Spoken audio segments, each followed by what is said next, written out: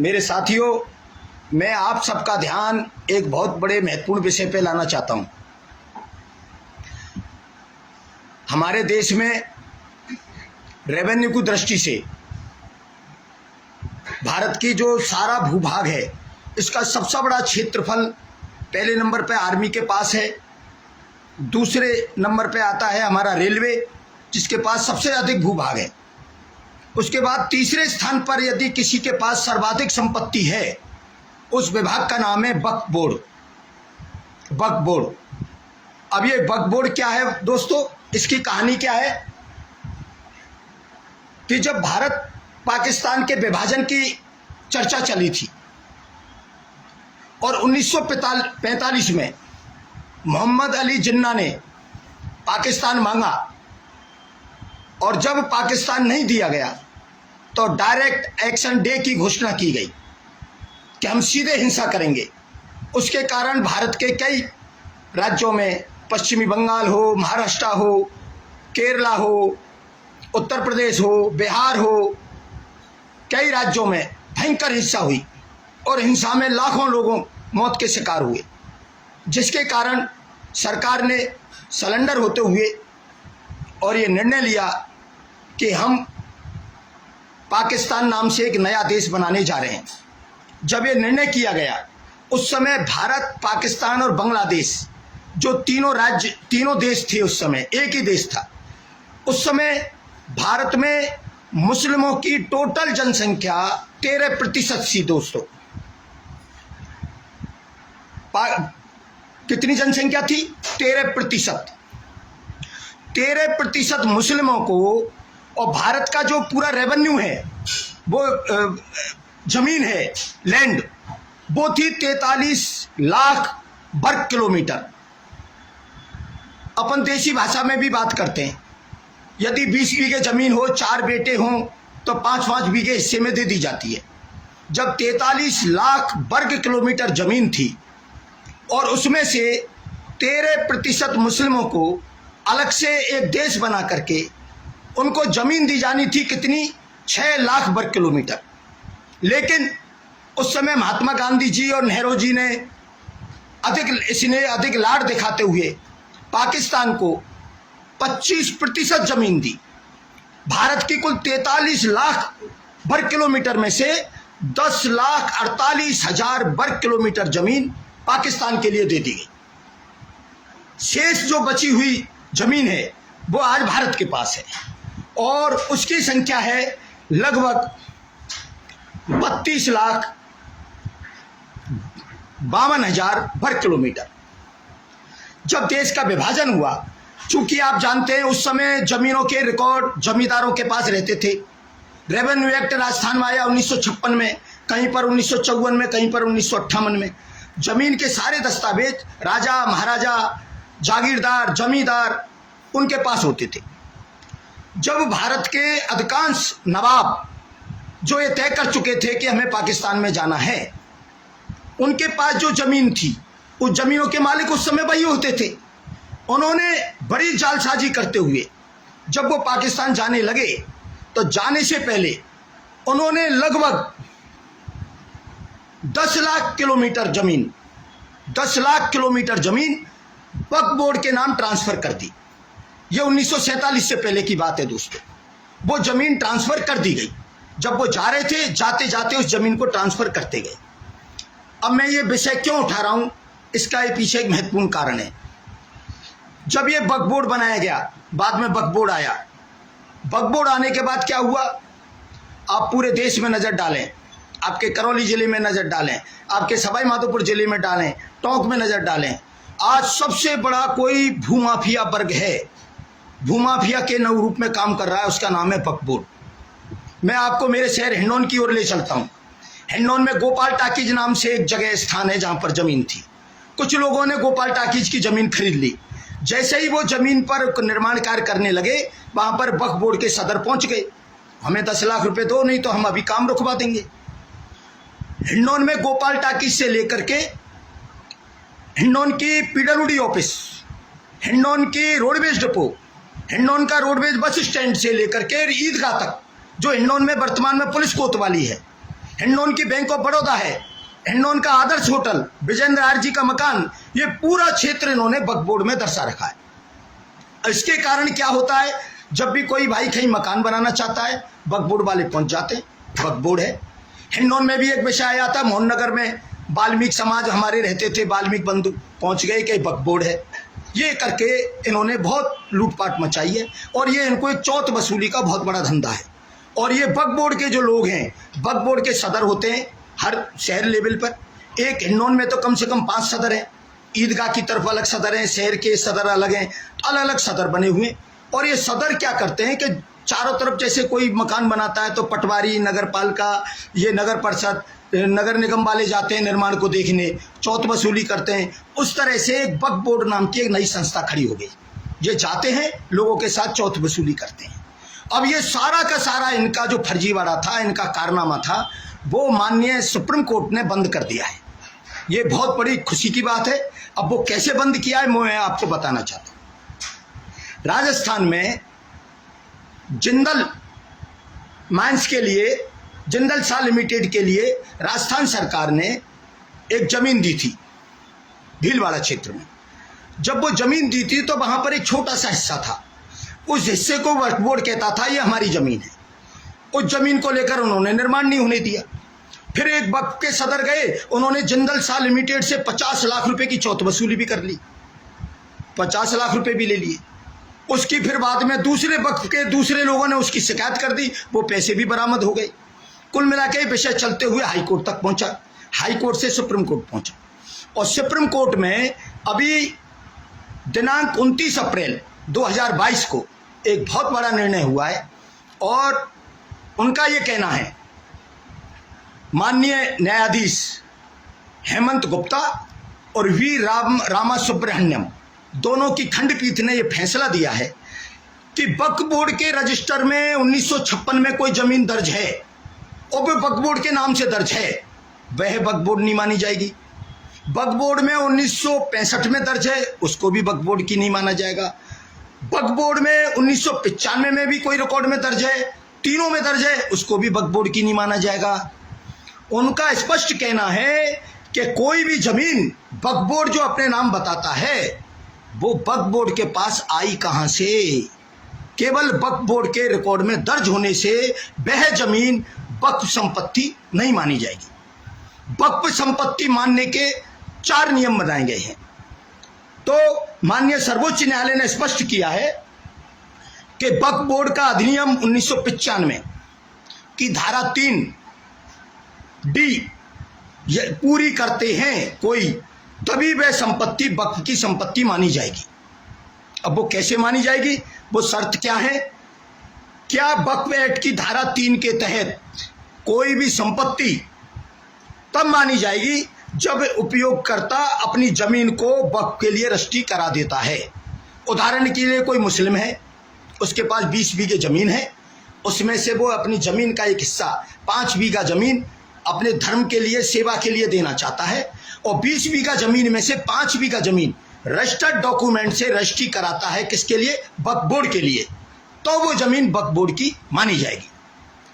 दूसरा है इसका बी, वक्फ के उद्देश्य का से उपभोग करता कोई व्यक्ति जो अपनी संपत्ति का खुद मालिक है, उसने खरीदी है या उसकी पुश्तैनी जमीन है और उस जमीन पे वो वक्फ के उद्देश्य से काम करता है और वह मालिक बाद में उस जमीन को वक्फ बोर्ड के लिए समर्पित कर देता है, जो भी सलेंडर डीड के जरिए कि मैं इसको दान करता हूं या इसको रजिस्टर्ड डीड के जरिए दान पत्र के रूप में देता हूं, तो वो जमीन वक्फ बोर्ड की मानी जाएगी। तीसरा है मसरत उल खिदमत, धार्मिक उद्देश्य से राज्य सरकार ने वक्फ बोर्ड के लिए गारंटी दी हो।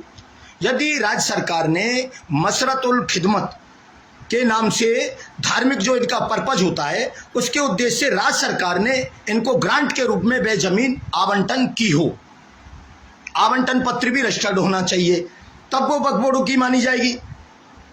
नंबर चौथा वक्फ उल औलाद, वक्फ उल औलाद, यदि कोई व्यक्ति निसंतान है और वह अपनी जमीन जिसका वो मालिक है वो अपनी वह अपनी वसीयत कर देता है कि मेरी मृत्यु के उपरांत यह मेरी जमीन वक्फ बोर्ड के लिए ट्रांसफर कर दी जाए, यह संपत्ति वक्फ की मानी जाए। तो ये उपयुक्त 4 शर्तें हुई। पहली शर्त, कोई व्यक्ति अपनी जमीन की रजिस्ट्री वक्फ के लिए रजिस्ट्री कराता है, अपनी जमीन का एक भाग दान पत्र के रूप में अथवा बेचान के रूप में वक्फ बोर्ड के लिए देता है। सरकार ने मसरतुल खिदमत के तहत वक्फ बोर्ड के लिए कोई ग्रांट दी हो, तीसरी शर्त। और नंबर चौथा, वक्फुल औलाद, कोई व्यक्ति जो निसंतान है वो लिख देता है वसीयत के मेरी मृत्यु के पश्चात मेरी जमीन वक्फ के लिए समर्पित कर दी जाए। ये 4 शर्तों में से किसी एक शर्त पर यदि दस्तावेज है, अब होता क्या है, आप पटवारी के पास जाइए, पटवारी कोई भी रिकॉर्ड लेकर के वक्फ बोर्ड में चढ़ा दिया। पटवारी के पास हम जाते हैं, उसके रजिस्टर में लिखा हुआ है। हिंडौन शहर में अकेले में कम से कम 500 ऐसे विवादास्पद स्थान हैं जो उनके रिकॉर्ड में वक्फ बोर्ड के नाम दर्ज है। करौली में दर्ज है, जयपुर में, राजस्थान का ऐसा कौन सा क्षेत्र है, मैं कह रहा हूं रेलवे में के पास जितनी संपत्ति है, सेना के पास जितनी संपत्ति है, उतनी संपत्ति फर्जकारी तरीके से वक्फ बोर्ड के नाम दर्ज है। माननीय सुप्रीम कोर्ट का जो ये फैसला है, इस फैसले का, इस निर्णय का लिंक मैं मेरे कमेंट बॉक्स में इस निर्णय की प्रति आपके भेजने जा रहा हूं। कमेंट बॉक्स में आपको वो मिल जाएगी। और मेरा सब साथियों से अनुरोध है कि वक्फ बोर्ड के नाम से जहां जहां भी ये आतंक फैलाया जा रहा है, जो भी संपत्ति वक्फ बोर्ड के नाम बनाई जा रही है, सभी लोग जागरूक बनिए। ये राष्ट्र हमारा है, इसकी एक एक इंच भूमि हमारी है। जब हमने 13% लोगों को 25% जमीन दे दी, जस्ट डबल, उसके बावजूद भी आधे से अधिक लोग यहीं पर रहे, हमारी छाती पर मूंग दल रहे हैं या नहीं दल रहे। हमें हमारी यात्राओं तक को नहीं निकालने दिया जा रहा, हमारे धार्मिक जुलूसों तक को नहीं निकालने दिया जा रहा। हमारा कोई भाई, गरीब भाई, कोई बेचारा प्लाट लेता है, कहीं निर्माण करता है, तो वहां पर पहुंच जाते हैं वक्फ बोर्ड है। क्योंकि हिंदू धर्म और हिंदू संस्कृति में तीसरी एक ये भी अफवाह है, आपने कोई भूखंड खरीदा, भूखंड खरीदते समय उसमें कोई कब्र निकल आई तो ये वक्फ बोर्ड है भाई। अब हमारे अंदर भी भ्रांति फैली हुई है कि कब्र निकल गई तो ये वक्फ बोर्ड ही होगी, ऐसा नहीं है।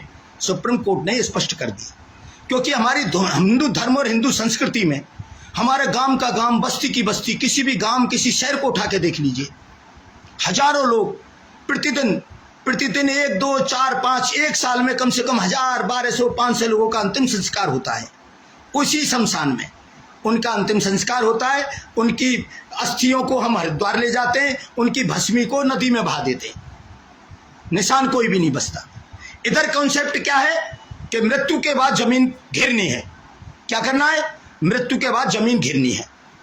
जब जीवित रहेंगे तब तो 10 बाई 10 के कमरे में कम से कम 50 लोग रहेंगे। कितने लोग रहेंगे?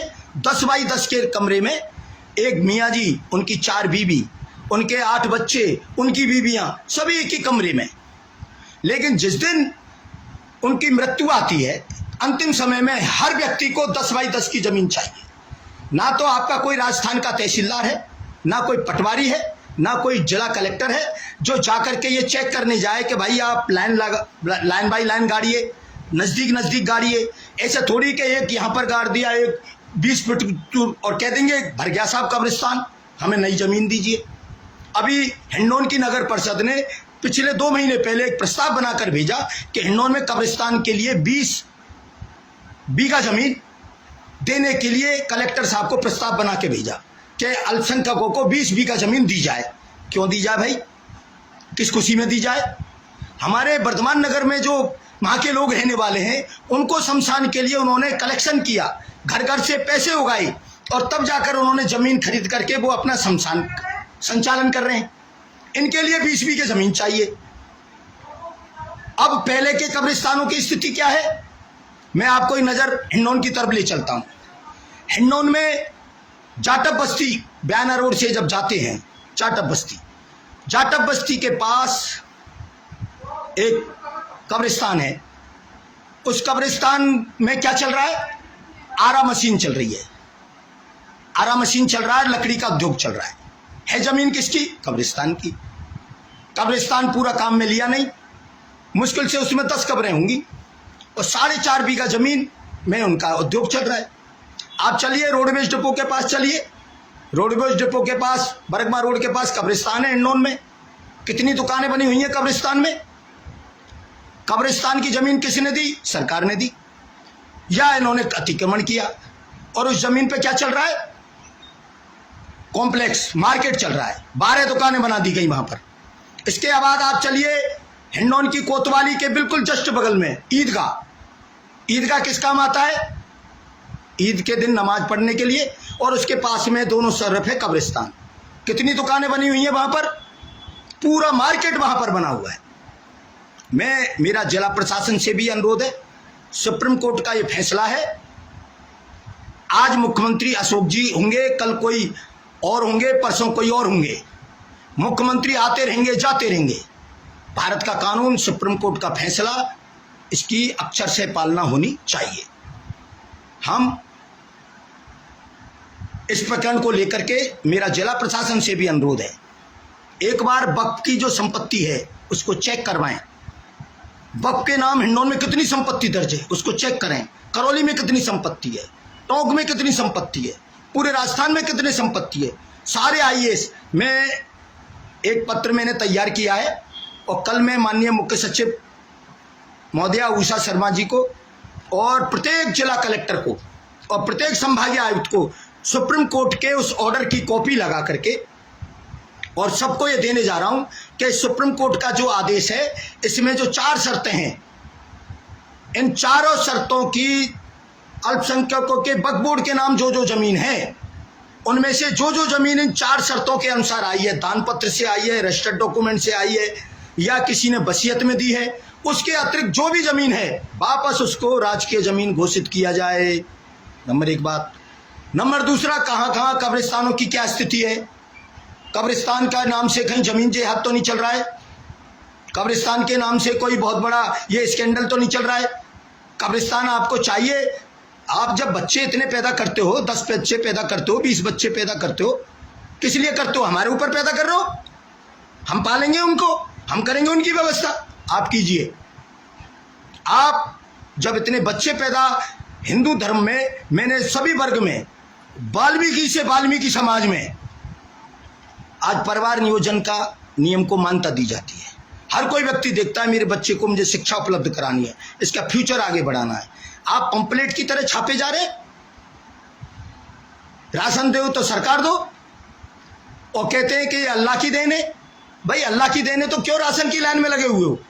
अल्लाह देगा, उसी से मांगो, ऊपर हाथ करके मांगो दुआ, पढ़ो दुआ कितनी पढ़नी है कि दे अल्लाह राशन दे, राशन की बरसात हो जाएगी। कल ओले पड़े थे जयपुर में, एक दिन राशन की बरसात तो हो, करो दुआ। इसलिए आप बच्चे पाल रहे हैं, परिवार नियोजन कीजिए। नहीं कर रहे हो, अधिक संख्या में बच्चे कर रहे हैं, उनकी व्यवस्था आप कीजिए। इनके अंतिम संस्कार की व्यवस्था भी आप कीजिए। सरकार इसके लिए जिम्मेदार नहीं है, हिंदू समाज इसके लिए जिम्मेदार नहीं है, क्योंकि आपके लिए, मेरे 13% मुसलमान भाइयों के लिए हमने 10,48,000 जमीन दे दी थी वहां पर। ये हमारे लिए बची है 75% जमीन। इसमें आप रह रहे हो, आपका स्वागत है, आप हमारे भाई की तरह हिल मिल के रहो। लेकिन यहां भी आप कहेंगे कि 20 बीघे जमीन कब्रिस्तान को दो और उसमें 50-100 कब्रें गाड़ करके फिर कहेंगे 40 बीघे जमीन और दो। ये अब नहीं चलेगा, अब ये नहीं चलेगा। तो मेरा सभी भाइयों से अनुरोध है, मैं कमेंट बॉक्स में इस फैसला, जो ऐतिहासिक फैसला है, मैं कहना चाहता हूं कि जो मोदी सरकार भी नहीं कर पाई, अभी तक जो करना चाहिए था हमारी सरकार को, केंद्र सरकार को, वो नहीं कर पाई। और 70 साल तक जो दमन हुआ है वक्फ बोर्ड के नाम पर, जो दादागिरी चली है, जो धौंस चली है, जो लूट चली है, उसको समाप्त करने का काम माननीय सर्वोच्च न्यायालय ने किया है। मैं सर्वोच्च न्यायालय को इसके लिए तहे दिल से प्रशंसा करता हूं। और मैं आप सब साथियों से भी अनुरोध करूंगा कि ये सुप्रीम कोर्ट का जो फैसला है मैं कमेंट बॉक्स में डालूंगा, इसकी प्रति लीजिए। इसकी प्रति लेकर के आप अपने क्षेत्र के तहसीलदार से, अपने क्षेत्र के एसडीएम को, अपने क्षेत्र के कलेक्टर को एक शिकायती पत्र दीजिए। शिकायती पत्र में दीजिए कि वक्फ बोर्ड के नाम कितनी जमीन दर्ज है, वो इन चारों बिंदुओं की वो आधार पर है या नहीं है, और चारों बिंदुओं के आधार पर नहीं है तो उसको वक्फ बोर्ड से बाहर किया जाए। प्रार्थना पत्र दीजिए, इनसे कानून से लड़ना पड़ेगा। पहले प्रार्थना पत्र दीजिए रिटर्न में और उसकी रसीद लीजिए। 15 दिन बाद आरटीआई लगाइए। आरटीआई में पूछिए फला दिनांक को मैंने जो ये प्रार्थना पत्र श्रीमान जिला कलेक्टर, श्रीमान तहसीलदार, श्रीमान एसडीएम को इस वक्फ बोर्ड के संपत्ति संबंध में सुप्रीम कोर्ट के आदेश के साथ दिया था, उस पर आपके द्वारा आज दिनांक तक क्या क्या कार्रवाई की गई, समस्त पत्रावली की प्रति उपलब्ध करवाएं। लगाइए आरटीआई। फिर ये क्या कार्रवाई करते हैं, क्या नहीं करते हैं, मुझे मेरे संपर्क में रहिए, मैं भी आपके संपर्क में रहूँगा। और चूंकि आज काफ़ी समय हो गया, 15-20 दिन से आपको सब मालूम है राजस्थान सरकार का क्या दुष्चक्र चल रहा है। आपके भाई अमन चोपड़ा न्यूज़ 18 के एंकर, उनके खिलाफ 5 मुकदमे दर्ज हो गए। उन्होंने ये अलवर में मंदिर तोड़ने और करौली का विषय प्रमुखता से उठाया था।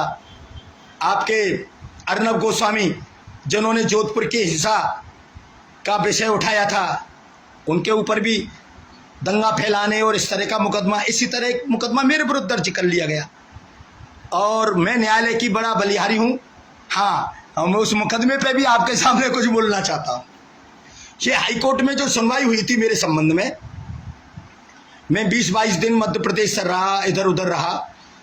माननीय उच्च न्यायालय में जब हम प्रस्तुत हुए, मेरी अपील पर सुनवाई थी, तो हाई कोर्ट में मेरे वकील साहब ने कहा कि अशोक पाठक ने, मेरे क्लाइंट ने जो कुछ कहा है फेसबुक लाइव में, जो जो बोला है, वो एक एक शब्द इन पुस्तकों में लिखा हुआ है। मेरे क्लाइंट ने केवल पुस्तकों में लिखा हुआ पढ़ा है और वह पुस्तक भारत के और राजस्थान के किसी भी सरकार ने, देश की किसी भी सरकार ने ना तो उन पुस्तकों को आज तक बैन किया है, ना उन पुस्तकों को जब्त किया है, ना ही उनको प्रतिबंधित किया है। तो उन्होंने, जज साहब ने कहा कि आपकी एफआईआर में दर्ज है, आपने ये कहा था कि जब ये तीर्थ यात्राओं पर, हिंदू धर्म की यात्राओं पर क्यों हमला करते हैं।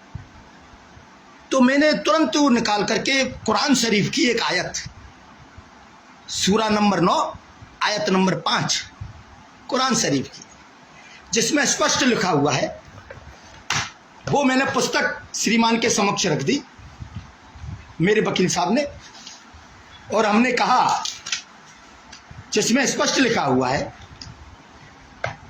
सूरा नंबर 9 आयत नंबर 14, उन काफिरों से लड़ो, उन काफिरों से लड़ो, काफिर मतलब जो गैर मुस्लिम है, उन काफिरों से लड़ो, अल्लाह तुम्हारे हाथों उन्हें यातना देगा और उन्हें रुसवा करेगा और उनके मुकाबले में तुम्हारी सहायता करेगा और ईमान वाले लोगों के दिल ठंडे करेगा। ये मैं कि साहब ये रही आयत, देख लीजिए। फिर वकील साहब ने कहा, दूसरी कुरान में कह रहा था, सूरा नंबर 9 आयत नंबर 5, सूरा बकरा की आयत है, फिर जब हराम के महीने बीत जाएं, हराम का मतलब वर्ष में 4 महीने हराम के माने जाते हैं, फिर जब हराम के महीने बीत जाएं तो मुशरिकों मतलब मूर्ति पूजकों, मुशरिकों को जहां कहीं पाओ कत्ल करो और पकड़ो और उन्हें घेरो और हर घात की जगह उनकी ताक में बैठो। तभी तो बैठे थे वहां छतों पे, जिम के ऊपर बैठे थे कि नहीं, मस्जिद के ऊपर बैठे थे 50-100 लोग पत्थर लेके। उन्हें घेरो और घात की जगह उनकी ताक में बैठो। फिर यदि वे तौबा कर लें और इस्लाम ग्रहण कर लें, मतलब नमाज कायम कर लें और जकात दें, तो उनका मार्ग छोड़ दो। मेरे साहब ये इतने लिखा है। और कुरान शरीफ को लिखने वाले और उनकी पुस्तकों के मुद्रक प्रकाशक, अंडरस्टैंडिंग मोहम्मद पुस्तक जो है, उसके लेखक अली सीना है। वसीम रिजवी की पुस्तक मोहम्मद के मुद्रक और प्रकाशक वसीम रिजवी हैं। और मेरे साहब ये जो लिखा हुआ है, ये कुरान शरीफ के मुद्रक तो अल्लाह है और प्रकाशक हजरत मोहम्मद हैं। इन पुस्तकों, जो भी पुस्तकें हैं, इनके मुद्रक पे करनी चाहिए, प्रकाशक पे करनी चाहिए। इसमें लिखा हुआ मैंने पढ़ा है, और किसी लिखे हुए, जो पुस्तक में लिखा हुआ है उसको लिखे हुए को पढ़ना और पढ़कर सुनाना कोई भी अपराध नहीं है। हाँ, यदि वो पुस्तक प्रतिबंधित हो और प्रतिबंधित पुस्तक के आप पढ़ रहे हैं तो आप सजा के हकदार हैं। तो ये हमारी ओर से माननीय हमारे अजय कुमार जी जैन साहब, मैं उनको बहुत बहुत धन्यवाद दूंगा। उन्होंने बहुत अच्छे ढंग से इस विषय को रखा, और माननीय न्यायाधीश महोदय ने उन पुस्तकों को पढ़ा, और पढ़कर वो भी संकोच हो गए, बहुत ही हो गए। क्यों हो गए? इसका एक सबसे बड़ा कारण है, क्योंकि आप लोगों को, हम लोगों को अभी इस विषय की जानकारी नहीं है। हम 99% जनता अभी तक जानती नहीं है कि हमारे बापू जी थे महात्मा गांधी जी, वो कह गए ईश्वर अल्लाह एक ही नाम, सबको सन्मति दे भगवान। ये गलत है। अंजना ओम कश्यप भी टीवी डिबेट में बैठती है। अंजना ओम कश्यप को भी आज तक वालों को पढ़ना चाहिए, राजदीप सरदेसाई को भी पढ़ना चाहिए। इन्होंने नहीं पढ़ा है, इन्होंने पढ़ा ही नहीं उस धर्म ग्रंथ को। मैं आपको इस तरह से समझाता हूं। भारत में एक, पूरे वर्ल्ड में एक एड्स की बीमारी आई थी, याद है आपको? आई थी एड्स की बीमारी। जब मेरी उम्र 10-15 साल रही होगी, आज मैं 56 साल का हूं। उस समय हमारे कोई पड़ोस में किसी की मृत्यु हो जाती है तो हम सतनाने में जाते हैं शुद्ध स्नान के लिए। तो जो सैन समाज के जो हमारे आते थे, सैन नाई जिनको बोलते हैं, वो 2 नाई आते थे और एक एक उस तरह से 50-100 लोगों की हजामत बना देते थे। ऐसा ही था। हॉस्पिटल में जाते थे, कंपाउंडर एक इंजेक्शन लिया, एक मरीज के लगाया, फिर गर्म पानी में पटका, फिर गर्म पानी में से निकाल के फिर इंजेक्शन भर के दूसरे के लगाया। दिन भर वो एक ही इंजेक्शन से 1000 लोगों के इंजेक्शन लग जाते थे। लेकिन जब एड्स नाम की बीमारी आई, तो बीमारी के आते ही सब लोग सावधान हो गए। जब सेब बनवाते हैं तो नाई से कहते हैं ब्लेड बदली या नहीं। डॉक्टर भी, कंपाउंडर भी, एक ही परिवार में 4 भाइयों के इंजेक्शन लगना है तो सबकी अलग अलग निडल शुरू हुई या नहीं हुई? हुई। इसी तरह कोरोना आया कि इससे बचाव के उपाय क्या है? हम लोग एड्स से बचाव कर लिया, हमने सावधान हो गए। कोरोना से बचाव कर लिया हमने, मास्क लगा ली, सब कुछ कर लिया। इतना धर्मभ्रष्ट हो गया कोरोना में कि कोई बड़े से बड़ा पंडित और विद्वान जो मंगला के दर्शन करने वाला है वो भी ये नहीं कह सकता कि मैंने जीवन में कभी एल्कोहल के हाथ नहीं लगाया। ऐसा कोई भारत में बचा ही नहीं। एल्कोहल से सबने हाथ धोए। लेकिन एक बीमारी पे हमने ध्यान ही नहीं दिया। कहां से आई? अरब से, और मात्र 30 साल के अंदर पूरे ईरान को निगल दिया। और क्या कहती है वो बीमारी? वो बीमारी कहती है, उसमें 177 आयत तो ऐसी हैं जिसमें कत्लो किताल,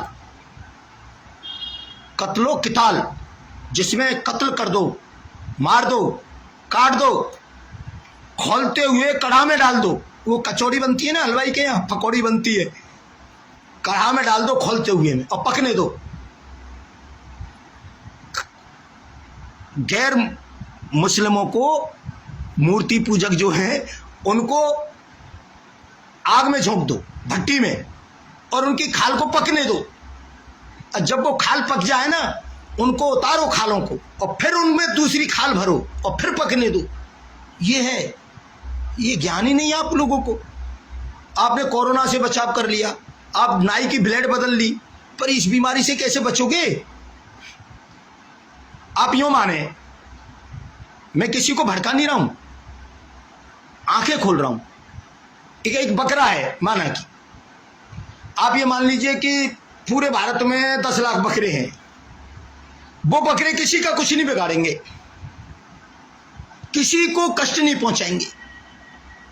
लेकिन उनकी तकदीर क्या है? बकरों की क्या है? उनको तो होना है ना, होना है कि नहीं? हलाल होना है। बकरे मत बनो, बकरे मत बनो। हाँ, और ये उनको मार सकते हैं जिनके सींग नहीं हो, जो खूंटे से बंधे हुए हों। किसको मारा जाता है? उसी जानवर को मारा जाता है जो खूंटे से बंधा हुआ है, जिसके सींग नहीं है, जो लाचार है, उसका वध किया जाता है। लाचार मत बनो, अपने राष्ट्र की रक्षा करना सीखो, अपने धर्म की रक्षा करना सीखो, अपने पर स्वाभिमान कर रखना सीखो। मैं बहुत समय बाद आपके आया हूँ, बस मैं इतना ही कह करके मैं तो इतना सी बात कहूँगा कि आपके मोबाइल है, आपके पास इंटरनेट भी है, इसमें इंटरनेट में एक बार हर भाषा में है, हर भाषा में है। डालो उस धार्मिक अरबी किताब का नाम डालो उसमें, और मैं कुछ 5-7 वो लिख देता हूं आपको। उसमें उर्दू, अरबी, हिंदी, अंग्रेजी ट्रांसलेट को पढ़ो, अपनी आंखें खोलो भाइयों, पहचानो। क्योंकि आप आंख मूंद लेंगे और ये सोचेंगे आंख मूंदने से अंधेरा हो गया, नहीं होता, उजाला तो है। बकराइब मैंने अभी बताया था, वो सोचे मैं किसी के साथ अन्याय नहीं करूं, इसलिए जागरूक रहना आवश्यक है। एड्स की बीमारी हमें नहीं हो जाए तो उसके लिए एड्स से रोकथाम की आवश्यकता है या नहीं? तो इतना तो रहो सावधान कि कोई मित्र आपका इंतजार कर रहा हो। सबसे बड़ा सवाब पता है कब मिलता है? कि किसी को मित्र बनाओ, इतनी मित्रता बना लो जो उसको घर बुलाओ, और घर बुला के उसको हलाल कर दो, फिर जन्नत मिलती है। तो ऐसे कम से कम मित्र तो, ऐसे धोखे तो नहीं खाओगे, गला तो नहीं कटवाओगे, इस तरह सावधान। और मैं सभी भाइयों से अनुरोध करूंगा, मैं मुसलमान भाई मेरे भाई हैं, मैं मुसलमान भाइयों का सबसे बड़ा शुभचिंतक हूं, मुझसे बड़ा कोई शुभचिंतक नहीं है। ओवैसी शुभचिंतक नहीं है, ओवैसी शुभचिंतक होता और वो बैरिस्टर कहता है अपने आप को, आज तक एक भी मुसलमान भाइयों के पक्ष में कहीं किसी कोर्ट में बहस करने गया क्या? सुप्रीम कोर्ट में गया कि वहां बनारस कोर्ट में गया? टीवी पे डींग हाँक रहा है, कुछ नहीं होता इस डींग हाँकने से। मैं मुसलमान भाई हमारे, क्यों हमारे भाई हैं। पहले मैं सोचता था मुसलमान बहुत बुरे हैं, पर नहीं, मुसलमान हमारे जैसे हैं, हम जैसे हैं। डिफेक्ट उधर है, अरब की तरफ है, अरब की आइडियोलॉजी आई है ना, डिफेक्ट उसमें है, मुसलमान में डिफेक्ट नहीं है। और वो अरबी आइडियोलॉजी के जो लोग हैं ना, जो पहनते हैं अलग ही मूंछ साफ और बड़ी बड़ी दाढ़ी, वो जो घूमते हैं ना, वो जमातें आती हैं, वो डिफेक्ट पैदा करते हैं। मुसलमान गलत नहीं है, हमारे भी कई साथी मुस्लिम हैं, बड़े भले लोग हैं, लेकिन वो जो मौलवी हैं, वो जो अरबी आइडियोलॉजी इनको पढ़ाते हैं कानों में, तेरा नाम क्या है? कि दीनदयाल। काफिर, दीनदयाल नाम तो काफिरों का होता है, आज से तेरा नया नाम अल्लादीन रख दिया ना, और ये ऐसे कपड़े पहन, ऐसी मूंछ रख, ये है। तो मैं मेरे साथियों आपसे विनम्र प्रार्थना करता हूं, मेरे फेसबुक लाइव जो किया है इसके नीचे ही मेरी फेसबुक खोलोगे तो मैंने एक यूट्यूब चैनल शुरू किया है। आज मैं 1 बार 2 बार तो फेसबुक पे करूंगा लाइव, और उसके बाद में हर दूसरे दिन, हर तीसरे दिन बहुत महत्वपूर्ण विषय पर यूट्यूब चैनल पे लाइव किया करूंगा। तो मेरे यूट्यूब चैनल को आप अधिक से अधिक सब्सक्राइब करें, और जो भाई साथी मेरे मित्र, उसका यूट्यूब चैनल का नाम है अशोक पाठक, उसको सब्सक्राइब करें।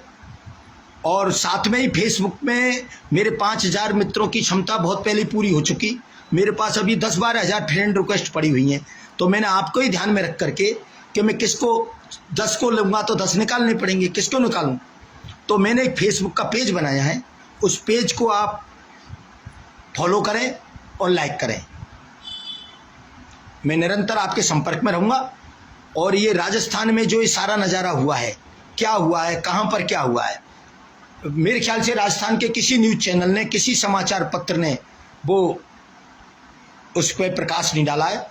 मैं माननीय मुख्यमंत्री गहलोत साहब, हमारे यशस्वी मुख्यमंत्री गहलोत साहब के लिए बहुत अच्छी एक स्टोरी 1-2 दिन के अंदर, 2-3 दिन के अंदर आपको एक धमाकेदार स्टोरी सबूत के साथ लाइव करूंगा और सारे विषय को आपके समक्ष लाऊंगा।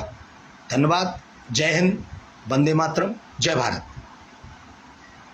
मेरे YouTube चैनल को अशोक पाठक नाम से है, उसका लिंक भी मैं भले ही कमेंट बॉक्स में भी दे दूंगा, और मेरी फेसबुक पे है, उसको सब्सक्राइब करें, और मेरे चैनल को, जो मेरा फेसबुक पेज है, उसको लाइक और